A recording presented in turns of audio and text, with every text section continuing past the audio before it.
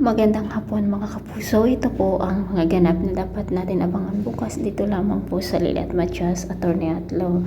Isa nga po si Lilet dito sa nabigyan ng award bilang mga Tala Award, at habang nandoon na nga po sila sa entablado kasama nila Attorney Meredith Simons, agad na pumunta itong si Sally.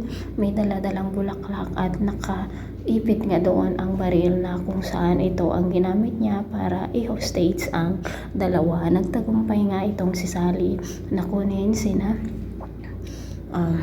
Lilet at Meredith Simons.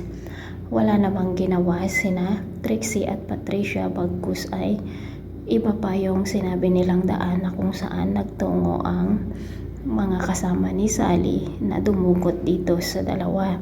Agad namang sumunod sina Bonnie at Kurt kila Lilet, ngunit huli na dahil nga po nakasakay na sila sa sasakyan at pinagbabaril pa ng mga lalaki ang dalawang attorney.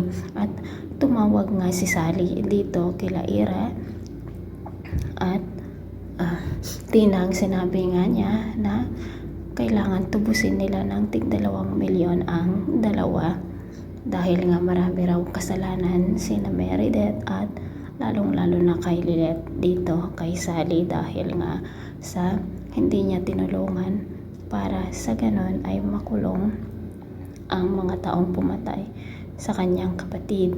Mga kapuso, umiiyak nga po si Lilet at sinasabi nga niya na dinadagdagan lamang ni Sally ang kanyang kaso.